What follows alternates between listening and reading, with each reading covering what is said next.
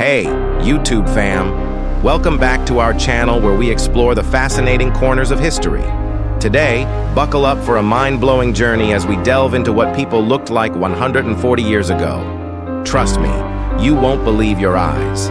We jump into the time machine.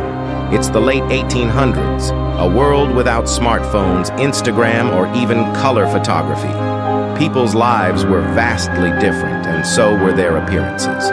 Forget about the filters. This was raw, unfiltered history. First up, the fashion game. In the 1880s, men sported dapper suits with top hats, while women rocked elegant Victorian dresses with corsets and voluminous skirts. Talk about making a statement.